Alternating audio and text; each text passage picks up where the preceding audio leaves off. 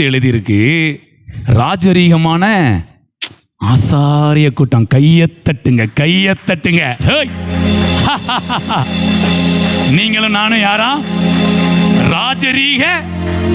இப்படி ஒரு வார்த்தை பழைய ஏற்பாட்டில் கிடையவே கிடையாது. ஒன்னு ராஜா இருப்பாரு, இல்லைன்னா ஆசாரியன் இருப்பான்.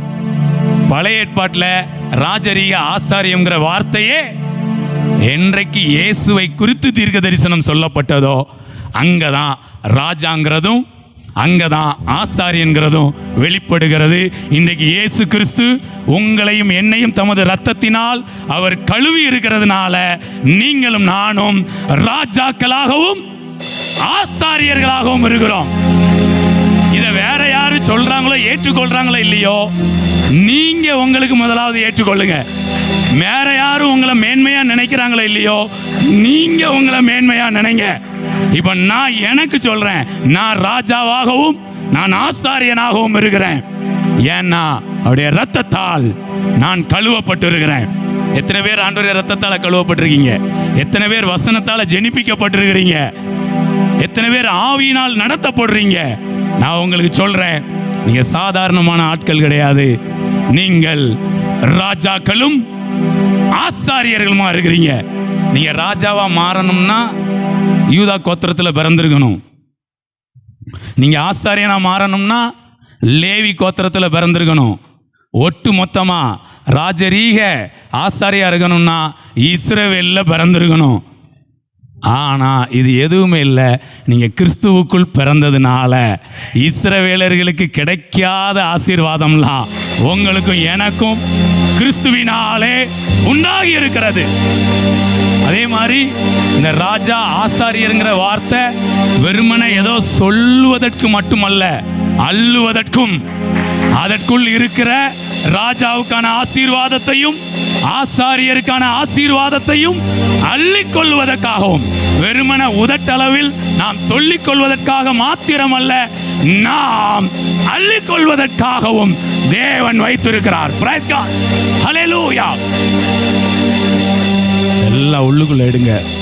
சூழ்நிலை என்னவானாலும் இருக்கலாம், ஆனா வார்த்தையை கொண்டு உங்களை பூஸ்டப் பண்ணுங்க. எத்தனை பேர் பூஸ்டப் ஆகுறீங்க? கொஞ்சம் கையை உயர்த்தி காண்பீங்களேன். பிரைஸ் காட், ஹல்லேலூயா. தேவனுடைய வார்த்தை நம்மை பூஸ்டப் பண்ணும். நீங்க யாருங்கிற அடையாளத்தை உங்களுக்கு கொடுத்துக்கிட்டே இருக்கும். சிலரை நம்முடைய அனுபவங்கள், நாம் நினைப்போம் நம்முடைய வாழ்க்கையின் அனுபவம் நம்முடைய அடையாளத்தை மாற்றிரும்னு. நான் சொல்கிறேங்க, நம்ம வாழ்க்கையின் அனுபவம் நம்முடைய அடையாளத்தை மாற்றாது. பவுல் வெளியில் சுவிசேஷம், மார்க்கெட்டில் சந்தை வெளியில் சுவிசேஷம் அறிவிச்சுக்கிட்டு இருந்தப்பவும் அப்போஸ்தலன்தான். சிறைச்சாலைக்குள்ள தொழுமரத்தில் காலு கட்டப்பட்ட நிலைமையிலையும் அப்போஸ்தலன்தான். ஆமாம், மாறவே மாறாது. Praise God. உங்களுடைய அடையாளமே உங்களை தூக்கி நிறுத்திவிடும். Praise God, hallelujah. ஸோ உங்களுடைய அடையாளம், நீங்கள் இந்த ஆச்சரியமான ஒளின்னா இது தாங்க ஆச்சரியமான ஒளி. நீங்கள் ராஜகுலத்தில் பிறக்காமலே நீங்கள் ராஜகுலமாக இருக்கும்படிக்கு அந்த ஆச்சரியமான ஒளி நம்மை நடத்துகிறது. Price God. ஸோ அந்த ஆண்டவருக்குள்ளே இருக்கிற வாழ்க்கை அப்படிங்கிறது ஒரு சாதாரணமான வாழ்க்கை கிடையாது. ஸ்பிரிட்டில் எடுக்கிறோம், அதை ஃப்ளஷில் நாம் அனுபவிப்போம். Praise God. எத்தனையோ ஊழியக்காரங்களை பாருங்களேன், அவங்க ஆரம்ப வாழ்க்கை எப்படி இருந்திருக்கும் அப்படின்னா சிறைச்சாலையில் இருந்த மாதிரி என்ன செஞ்சுருக்கோம். ஆனால் இன்றைக்கு அவங்களுடைய வாழ்க்கையில் நம்ம பார்க்கும்போது அவருடைய வாழ்க்கையெல்லாம் அரண்மனை வாழ்க்கையாக இருக்கிறது. Praise God. நீங்களும் நானும் ராஜாக்களாகவும் ஆசாரியர்களாக இருக்கிறோம். நீங்கள் ஆவிக்குரிய உலகத்தில் ஆசாரியரை பார்க்கலாம், உலகத்தில் ராஜாவை பார்க்கலாம், ராஜ்யத்தில் ரெண்டையும் பார்க்கலாம். நீங்களும் நானும் ராஜ்யத்துக்குள் இருக்கிறோம். அதற்கு என்னென்ன தேவையோ அத்தனையையும் தேவ ஆவியானவர் நமக்காக ரிலீஸ் பண்ணுகிறார்.